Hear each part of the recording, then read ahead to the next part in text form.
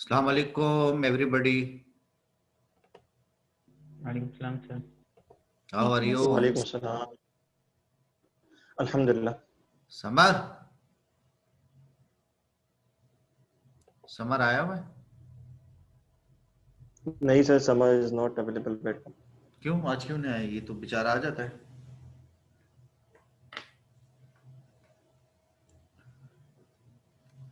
मुजम्मिल कैसे हो? ठीक हो? अल्हम्दुलिल्लाह सर। Khanzada yes sir. कैसी चल रही है तुम्हारी तन्हाइयाँ? अच्छी चल रही है सर। सेट चल रही है? अकेले क्या कर रहे हो? अकेला बंदा क्या करते हैं उधर में?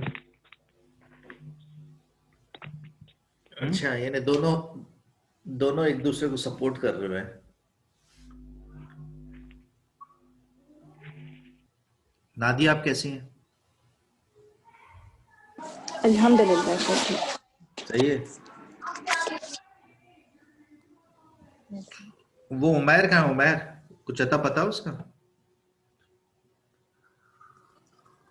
नहीं सर, मैंने लास्ट टाइम से बस फॉर्म का पूछा था। अच्छा अच्छा, तो पढ़ कहाँ से रहा है? कोचिंग पढ़ रहा है? नहीं सर, कहीं से भी नहीं पढ़ा। खुद पढ़ेगा? यस सर, वो खुद भी पढ़ेगा और चारों को पढ़ाएगा, फरूक वगैरह को भी? नहीं सर, फरूक वगैरह ने तो शायद छोड़ दिया ना। तो ये कौन सा एनएस से भी तो छोड़ दिया एक किस्म का।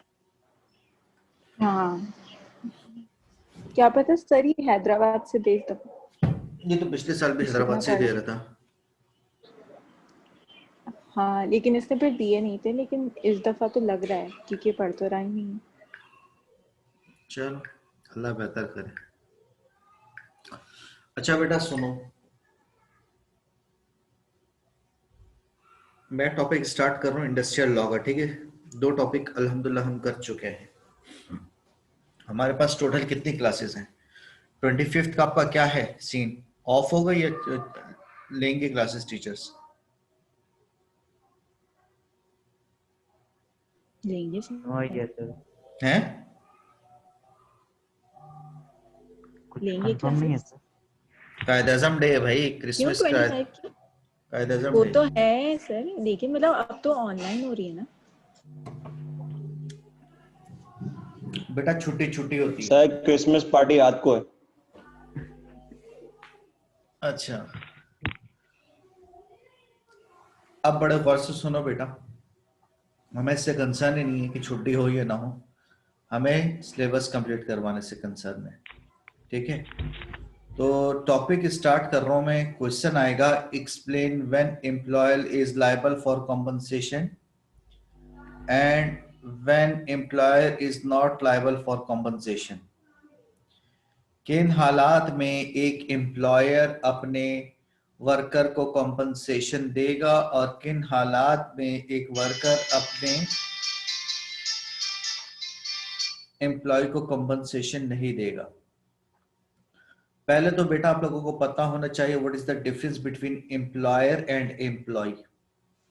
हर वो शख्स जो किसी दूसरे शख्स को बताएगा what to do and how to do, क्या करना है और कैसे करना है, तो ये जो बताने वाला शख्स है, जो ऑर्डर देने वाला शख्स है, जो इंस्ट्रक्शंस देने वाला शख्स है, ये कहलाता है एम्प्लॉयर। और वो शख्स जो इस ऑर्डर को ओबे करेगा, फॉलो करेगा, मानेगा, वो कहलाएगा एम्प्लॉई। इट्स नॉट नेसेसरी कि हर शख्स जो है एम्प्लॉयर है तो वो एम्प्लॉयर ही लाएगा, वो एम्प्लॉय भी हो सकता है। अगर एक मैनेजर है, अगर वो अपने सब ऑर्डिनेट को ऑर्डर दे रहे तो मैनेजर क्या होगा? एम्प्लॉयर हो जाएगा, और मैनेजर के ऊपर होगा उसका बॉस हो जाएगा। अब जब मैनेजर के ऊपर वाला जब उसका बॉस होगा तो मैनेजर उसका क्या हो जाएगा? एम्प्लॉय हो जाएगा। तो ये वेरिएशन आती रहती है, एक शख्स एम्प्लॉयर भी हो सकता है और एम्प्लॉय भी हो सकता है। बात समझ में आ गई? तो अब हम क्वेश्चन ज्यादातर जो यहाँ इंडस्ट्रीज से पढ़ रहे हैं वो हम लेबर और वर्कर से रिलेटेड पढ़ रहे हैं कि किन ग्राउंड्स में एक एम्प्लॉयर अपने वर्कर को कॉम्पनसेशन देगा और किन कंडीशंस में एक एम्प्लॉयर अपने वर्कर को कॉम्पनसेशन नहीं देगा। तो एम्प्लॉय को हम वर्कर भी कहते हैं और एम्प्लॉय को हम लेबर भी कहते हैं, लेकिन एम्प्लॉयर को हम एम्प्लॉयर कहेंगे या ऑनर कहेंगे। तो पहली हेडिंग नजर आ रही है, एम्प्लॉयर लायबल फॉर कॉम्पनसेशन, के किन हालात में वो अपने वर्कर को कॉम्पनसेशन देगा। बड़े गौर से सुनिएगा।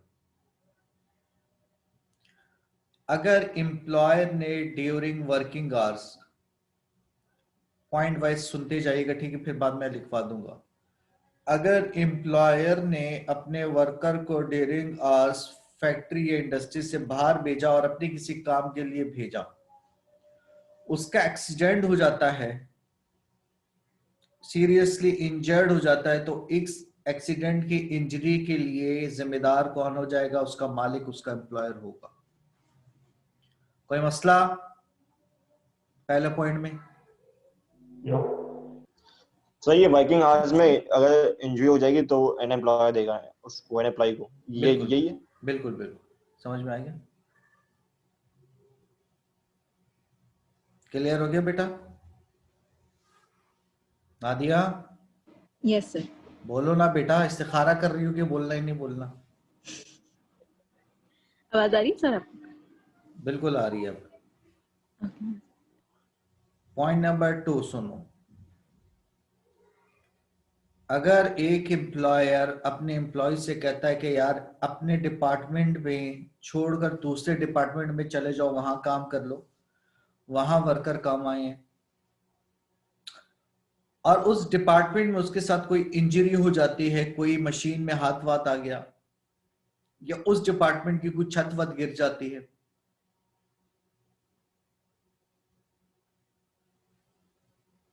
तो ऐसी सिचुएशंस में भी कानून कहता है कि एम्प्लॉयर अपने एम्प्लॉय के लॉसेस के लिए जिम्मेदार होगा। Point number 2 clear? सर कहाँ की छत, मतलब वापस समझाइएगा। अगर एक डिपार्टमेंट से दूसरे डिपार्टमेंट में चला गया, एम्प्लॉयर ने उसको भेज दिया, और जहां उस डिपार्टमेंट था वहां की छत गिर गई, या किसी मशीन में हाथ आ गया, या किसी मशीन से हाथ कट गया, या दीवार गिर गई, या XYZ कुछ भी हो गया और वो इंजर्ड हो जाता है, तो उस इंजरी के लिए जिम्मेदार कौन होगा? एम्प्लॉयर। एम्प्लॉयर। बिल्कुल सही। ठीक है, तीसरा पॉइंट, अगर वो एम्प्लॉय अपने ही डिपार्टमेंट में काम करता है और अपने ही डिपार्टमेंट में उसका मशीन में हाथ आ जाता है, या मशीन से कोई बॉडी इंजर्ड हो जाती है, या उसी डिपार्टमेंट की वॉल गिर जाए या छत गिर जाए जिससे वो इंजर्ड हो जाए, तो कानून कहता है ऐसी सूरत में भी, चूंकि अगर वो अपने डिपार्टमेंट में है तो भी एम्प्लॉयर जिम्मेदार होगा। समझ में आ गया? दूसरे डिपार्टमेंट में है तो भी एम्प्लॉयर जिम्मेदार होगा, क्योंकि दूसरे डिपार्टमेंट में अगर वो आपकी परमिशन से जा रहे हैं तो आप जिम्मेदार हैं। बात क्लैरिफाई हो गई? Yes sir. ठीक है,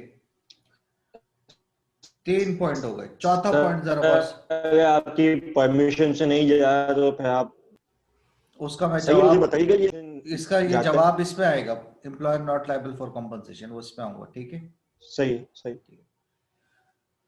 चौथा पॉइंट सुन लो बेटा।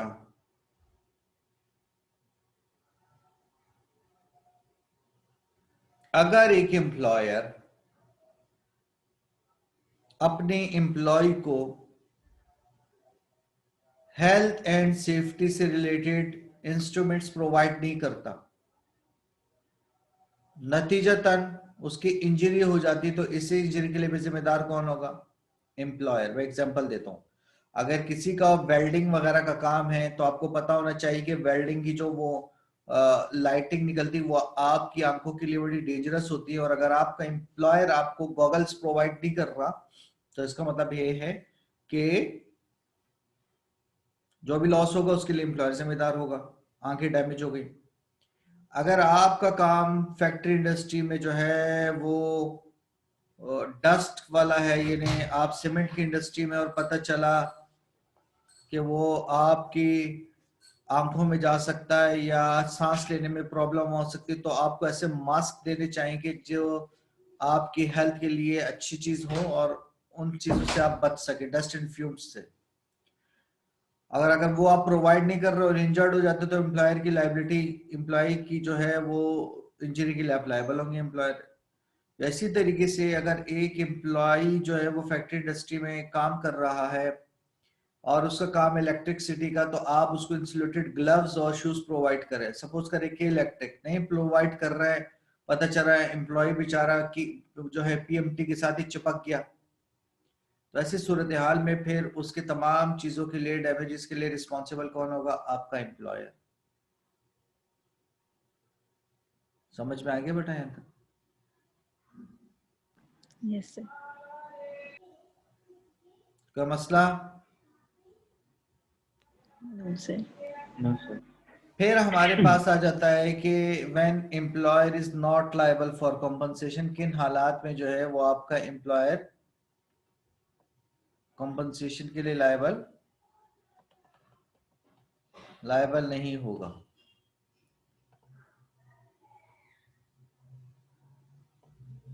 पॉइंट नंबर 1 सुनिएगा। अगर कोई भी employee without permission of employer factory या इंडस्ट्री से कोई मशीनरी अपने घर ले जाता है और इस पॉइंट ऑफ व्यू से ले जाता है, इस नजरिए से ले जाता है कि यार मैं इसको घर में ले जाऊंगा, थोड़ा इस्तेमाल करूंगा, मुझे यूज करना भी आ जाएगा, मेरे एक्सपीरियंस में, मेरी स्किल्स में इजाफा हो जाएगा, नतीजतन उस मशीनरी से उसका हाथ कट गया, डैमेज हो गया, इंजर्ड हो गया, तो कानून कहता है अब एम्प्लॉयर जिम्मेदार नहीं, क्योंकि वो विदाउट परमिशन ले गया था। क्लियर हो गया ये point? Yes sir. Yes sir. इसके बाद अगर कोई एम्प्लॉयर अपने एम्प्लॉय को सेफ्टी के इंस्ट्रूमेंट्स प्रोवाइड करता है और एम्प्लॉय जानबूझकर उसको इस्तेमाल नहीं करता और नतीजतन उसकी बॉडी इंजर्ड हो जाती है, तो कानून कहता है कि ऐसी कंडीशन में भी एम्प्लॉयर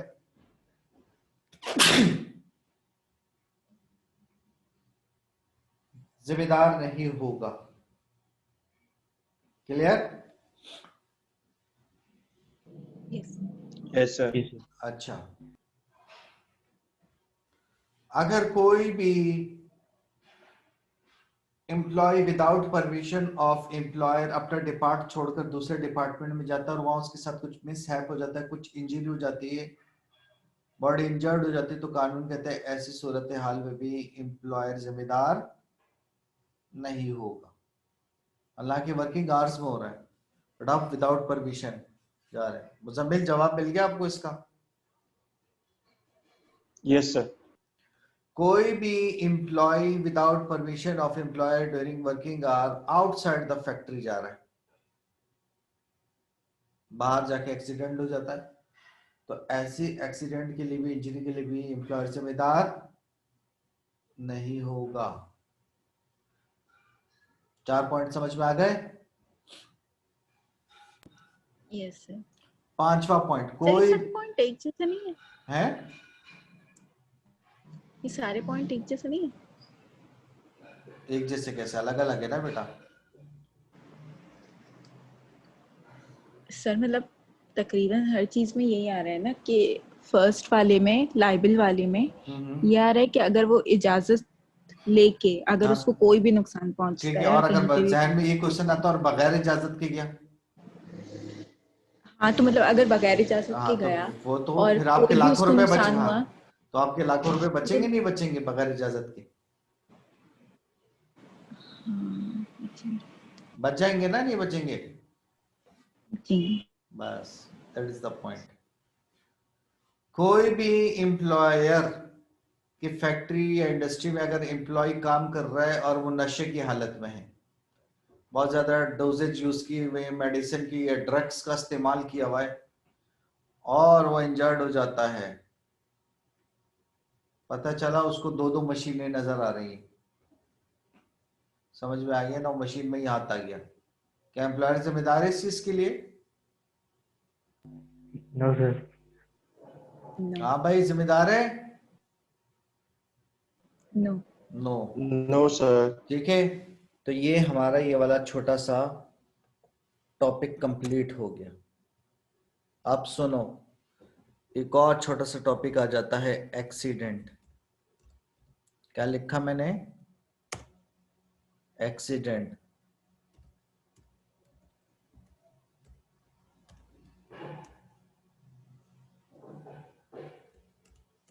उसके बाद डिसेबलिमेंट। अच्छा जी, 2 मिनट वेट कीजिएगा।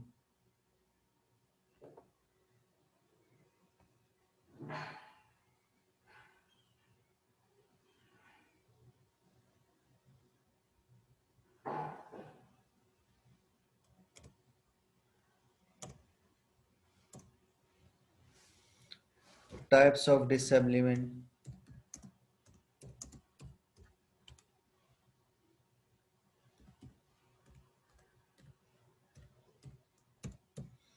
ठीक है, एक्सिड जहां जहां आपको ये प्रोमिनेंट नजर आ रहा है ना, स्क्वायर टाइप का, तो यहां से जो है वो आपका नया नया टॉपिक स्टार्ट होगा।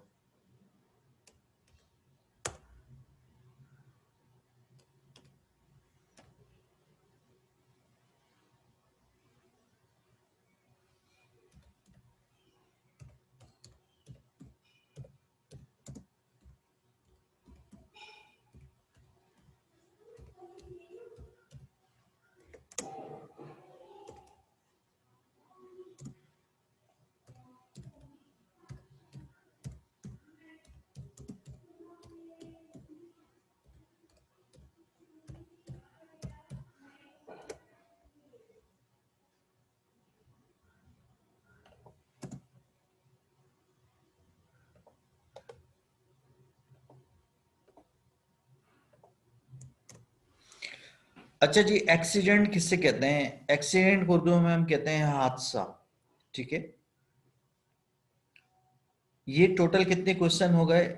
ये एक क्वेश्चन हो गया, ये वाला जिसको मैं हाईलाइट कर रहा हूं, ये 2 क्वेश्चन हो गए, और ये तीसरा क्वेश्चन का पूरा हिस्सा आ गया। तो जो दूसरा क्वेश्चन आता है वो कहता है right a short note on accident. Accident का मतलब ये है कि कोई ऐसा मिसहैप, कोई ऐसा हादसा ड्यूरिंग वर्किंग आवर्स, काम के दौरान, जब कोई एम्प्लॉय काम कर रहा था, उसके साथ कोई हादसा पेश आ जाए, और हादसे के नतीजे में उसकी जो अर्निंग पावर थी, जो कमाने की सलाहियत थी, वो या तो हमेशा के लिए खत्म हो जाएगी या कुछ अरसे के लिए खत्म हो जाएगी। ठीक है, उसको हम क्या कहेंगे? एक्सीडेंट। इन्हें वो इतना शदीद इंजर्ड हो जाएगा कि उसकी कमाने की सलाहियत हमेशा के लिए खत्म हो जाएगी या कुछ अरसे के लिए खत्म हो जाएगी।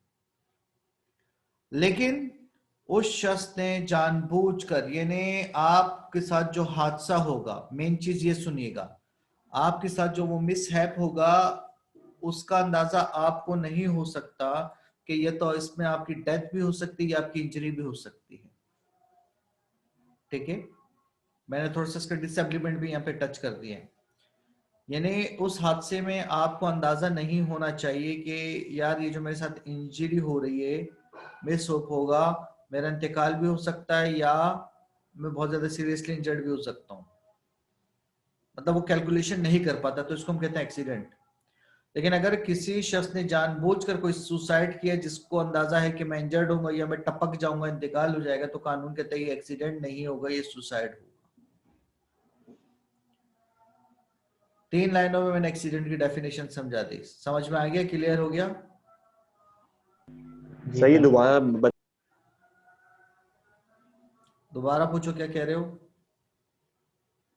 बता दें सर, ये दोबारा मैं कह रहा हूँ, उसको दोबारा से एक्सप्लेन कर दें। दोबारा सुन लो। एक्सीडेंट का मतलब बेटा, ड्यूरिंग वर्किंग आवर किसी भी एम्प्लॉय के साथ कोई ऐसा मिसहैप हो जाना जिसमें उसका इंतकाल हो सकता है या वो इंजर्ड हो जा सकता है। लेकिन वो जो हादसा हुआ उस वो जानबूझकर उसने ना किया हो, मींस वो जो हादसा हुआ उसको खुद भी अंदाजा नहीं हो सकता कि यार ये तो मेरा इंतकाल हो जाएगा या मैं बहुत ज्यादा सीरियसली इंजर्ड हो जाऊंगा। ये कैलकुलेशन नहीं कर पाता। लेकिन अगर कोई शख्स जानबूझकर कोई सुसाइड करता है और उसको अंदाजा होता है कि बिल्डिंग से मैं नीचे गिर गया या मर जाऊंगा या बहुत ज्यादा सीरियसली इंजर्ड हो जाऊंगा, तो कानून कहता है कि ये जो चीज है ये फिर एक्सीडेंट के कॉन्टेक्स्ट में, एक्सीडेंट की जुमरे में नहीं आएगा, बल्कि ये सुसाइड के जुमरे में आएगा। यह है एक्सीडेंट की डेफिनेशन। सही है। जो अक्सर बिल्डिंग वाले चाहते हैं पेंट के लिए, वो जो कलर वाले बाहर झूले बैठते हैं, तो सर वो एक्सीडेंट अगर वो गिर गया एक्सीडेंट में आएगा या उसमें आएगा? एक्सीडेंट, क्योंकि वो जानबूझ के थोड़ी गिर रहा है। सर लेकिन उसमें शक तो है ना गिरने का। देखो शक है, डेफिनेटली रिस्क फैक्टर तो इन्वॉल्व है, रिस्क तो बिजनेस में भी इन्वॉल्व है, बट वो जानबूझ के ट्राई तो नहीं कर रहा ना, अटेम्प्ट तो नहीं बट मार रहा। सर बट आपने कहा भी कि जैसे कि अगर उसमें हो चांस हो तो फिर वो एक्सीडेंट के जिम्मे में नहीं आएगा। मैंने नहीं, मैंने कहा अगर जानबूझ कर अटेम्प्ट करे, वो चांस की बात नहीं कि जानबूझ कर अटेम्प्ट करे। मुजम्मिल रिस्क तो गाड़ी चलाने पर भी है ना, क्या पता एक्सीडेंट हो जाए बहुत बुरी तरह। मतलब वो पे आप देख के चलाओ ना यार। तो वो भी तो देख कर ही चलता, अपनी पूरी सेफ्टी के साथ चलता ना। वो एक्सीडेंट हो जाए, रस्सी टूट जाए, कुछ हो जाए तो मसला हो जाए। बात समझ में आ गई बेटा? जी सर आ गए, बिल्कुल आ गए। ठीक है, अब आ जाओ जरा डिसेबलिमेंट। डिसेबलिमेंट का मतलब है माजूरी। कानून कहता है कि अगर कोई शख्स काम कर रहा है किसी फैक्ट्री इंडस्ट्री में, कोई एम्प्लॉय, कोई लेबर, कोई वर्कर, जिसको आप कह सकते हैं, ड्यूरिंग वर्किंग आवर्स वह इंजर्ड हो जाता है, और इंजर्ड होने से उसकी अर्निंग पावर अगर रिड्यूस हो गई, कौन सी पावर रिड्यूस हो गई? कमाने की सलाहियत कम हो जाए, तो इसको हम कहते हैं डिसेबलिमेंट। क्या कहते हैं बेटा? माजूर हो गया बेचारा, अब कमा नहीं सकता है, कम कमा रहा है, इसको हम कहेंगे डिसेबलिमेंट। ये डेफिनेशन बता दे डिसेबलिमेंट, दोबारा सुन लो। अगर कोई शख्स किसी इदारे में काम कर रहा है, काम के दौरान वो इंजर्ड हो जाता है और उस इंजरी से उसकी कमाने की सलाहियत पे फर्क पड़ता है, उसकी कमाने की सलाहियत कम हो जाती है, उसकी अर्निंग सलाहियत कम हो जाती है, तो उसको हम कहेंगे डिसेबलिमेंट। अब डिसेबलिमेंट दो टाइप्स की आती है, एक आपको टेम्पोरेरी नजर आ रही होगी, एक आपको परमानेंट नजर आ रही होगी। टेम्पोरेरी डिसेबलिमेंट ऐसी डिसेबलिमेंट को कहते हैं कि जब वो काम कर रहा था वो इंजर्ड हो गया, जख्मी हो गया, उसके काम की सलाहियत कम हो गई, मगर ये आर्जी तौर पर हुई है, हमेशा के लिए नहीं हुई है। हो सकता है उसके दोनों बाजू फ्रैक्चर हो गए, उसके टांग फ्रैक्चर हो गई हो सकता है उसकी सर पे चोटें आई हो, लेकिन कुछ अरसे के बाद वो दोबारा तंदुरुस्त हो जाता है, हेल्दी हो जाता है और अपने काम पे दोबारा चला जाता है, और अर्निंग कैपेसिटी जैसी थी उसी अर्निंग कैपेसिटी पे आ जाता है, तो उसको हम कहेंगे टेम्पोरेरी डिसेबलिमेंट। लेकिन अगर ऐसी सिचुएशंस में अगर कोई एम्प्लॉय बहुत ज्यादा सीरियसली इंजर्ड हो जाता है, डिसेबल हो जाता है, जिसमें उसकी अर्निंग कैपेसिटी, कमाने की सलाहियत जीरो हो जाए, मतलब हमेशा हमेशा के लिए वो डिसेबल हो जाए। सपोज करे आंखें चली गई, लेट सपोज जहनी तवाजुन खो बैठा, लेट सपोज बैकबोन डैमेज हो गई, क्या ऐसे सिचुएशंस में वार्निंग कर सकता है? आंसर होगा नो। तो ऐसे डिसेबलिमेंट को हम क्या कहेंगे? Permanent disablement. समझ में आ गया बेटा? Yes sir. कोई मसला? No sir.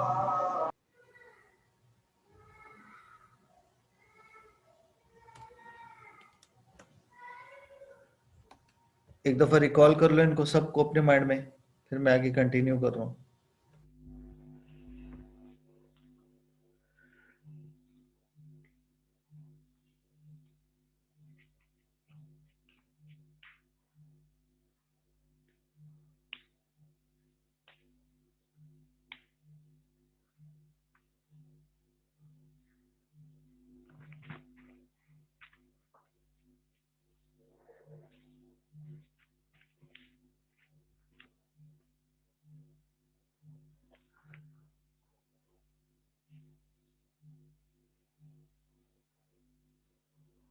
सही है।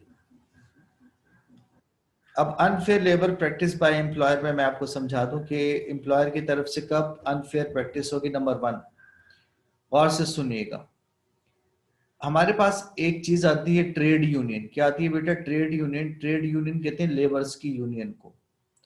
अब जब लेबर अपनी एक यूनियन बनाती है तो वो अपने मुतालबात अपने एम्प्लॉयर से एक्सेप्ट करवाती है, और एम्प्लॉयर पे एक प्रेशर जाता है कि यार ये सारे लोग एक साथ हैं, एक यूनियन बन गई तो मतलब ये कुछ भी कर सकते हैं।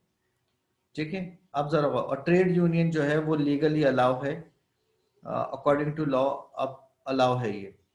तो पॉइंट नंबर 1 सुन लीजिएगा, अगर कोई भी एम्प्लॉय किसी ट्रेड यूनियन में शामिल होना चाहता है, क्या कहा मैंने? कोई भी एम्प्लॉय अगर ट्रेड यूनियन में शामिल होना चाहता है और आप उसको मना कर रहे हैं कि ट्रेड यूनियन में शामिल ना हो, तो कानून कहता है ये आप अनफेयर कर रहे हैं। शामिल होना उसका राइट है। पहला पॉइंट समझ में आ गया? Yes sir. जी सर। दूसरा पॉइंट, कोई भी लेबर अगर ट्रेड यूनियन में शामिल होना चाह रहा है और आप उसको मना कर रहे हैं और आप उसे कहते हैं कि अगर तुम शामिल हो गए तो मैं तुम्हारी ट्रांसफर कर दूंगा, तबादला कर दूंगा, तो कानून कहता है ये भी क्या होगा? फेयर होगा अनफेयर? अनफेयर। सर। कोई भी लेबर अगर ट्रेड यूनियन में शमूलियत इख्तियार करना चाह रहा है और इन ग्राउंड्स पे अगर आप उसको जॉब नहीं देते कि जी मैं, आप कहते हैं अच्छा तुम तो वहां शामिल हो जाओगे, सो देयरफॉर मैं तुम्हें जॉब नहीं दे रहा, तो कानून कहता है ये भी क्या हो जाएगा? अनफेयर। तीनों पॉइंट क्लियर है? फेयर। कोई भी लेबर अगर ट्रेड यूनियन में शामिल होना चाह रहे हैं, पार्टिसिपेट करना चाह रहे हैं इन ग्राउंड्स पे, अगर आपने उसको प्रमोशन रोक दी, उसकी प्रमोशन स्टॉप कर दी, तो ये भी फेयर होगा अनफेयर? अनफेयर। ठीक है जी। कोई भी लेबर अगर ट्रेड यूनियन ज्वाइन करना चाह रहा है, आपने उसको जॉब से निकाल दिया इन ग्राउंड्स पे, तो ये क्या होगा? फेयर होगा अनफेयर? अनफेयर। अनफेयर। कोई भी लेबर अगर ट्रेड यूनियन ज्वाइन करना चाह रहा है और आपने उसको लालच दी, इंसेंटिव्स दिए कि यार मैं तुम्हारी जो है वो प्रमोशन कर दूंगा, तुम्हें बड़ी सीट दे दूंगा, तुम्हारे पैसे बढ़ा दूंगा, तुम्हें अदर इंसेंटिव्स दूंगा, मारात दूंगा, तुम ट्रेड यूनियन ना ज्वाइन करो, फेयर होगा अनफेयर? अनफेयर। अनफेयर। तो 6-7 पॉइंट जो मैंने बताई ये समझ में आ गए? जी सर। ठीक है जी। तो ये सारे इंडस्ट्रियल लॉ में हमारे पास छोटे छोटे टॉपिक्स हैं, ठीक है, ज्यादा है लेकिन छोटे हैं सारे। नेक्स्ट आ जाता है हमारे पास सर्टिफाइंग सर्जन। नजर आ रहा है? Yes sir. Yes sir. Certifying surgeon किससे कहते हैं? गौर से सुनिएगा, ये बेसिकली एक डॉक्टर होता है। कौन होता है बेटा? कौन होता है? डॉक्टर। अच्छा, डॉक्टर। जी जी। अब क्वेश्चन आपके पास एग्जाम में इस तरीके से आएगा, define certifying surgeon, it's appointment and duties of certifying surgeon. Define certifying surgeon, duties and appointment of certifying surgeon. तो सुन लीजिएगा, सूबाई हुकूमत यानी प्रोविंशियल गवर्नमेंट किसी भी सुटेबल पर्सन को जो कि मेडिकल प्रैक्टिशनर ऑफिसर होगा, यानी जो कि इन प्रैक्टिस में होगा डॉक्टर, उसको as a certifying surgeon appoint कर सकती है। तो इसका मतलब अपॉइंटमेंट किसने की? उसकी प्रोविंशियल गवर्नमेंट ने। सर्टिफाइंग सर्जन की पावर में ये बात शामिल है, उसके इख्तियारात में ये बात शामिल है कि जब वो अपॉइंट हो गया और वो देखता है कि काम का बर्डन उस पर ज्यादा है, तो वो अपना सब ऑर्डिनेट को भी अपॉइंट कर सकता है सर्टिफाइंग सर्जन फॉर 6 मंथ। 6 महीने के लिए वो अपना सब ऑर्डिनेट भी अपॉइंट कर सकता है? कोई मसला है यहाँ तक? No sir. सर ये तो समझ नहीं आया, कौन सा वाला? यही सर्टिफाइंग सर्जन। अच्छा सुनो, आप जिना हॉस्पिटल में डॉक्टर हैं, बड़े कॉम्पिटेंट डॉक्टर हैं, आपको प्रोविंशियल गवर्नमेंट सिंध हुकूमत ने नॉमिनेट किया कि जी मिस नादिया जो है वो सर्टिफाइंग सर्जन अपॉइंट हो गई है, ठीक है जी। Yes sir. आपने देखा कि यार काम का बर्डन ज्यादा है तो मैं इतना काम नहीं कर सकती, आपने अपना एक सब ऑर्डिनेट अपॉइंट कर दिया,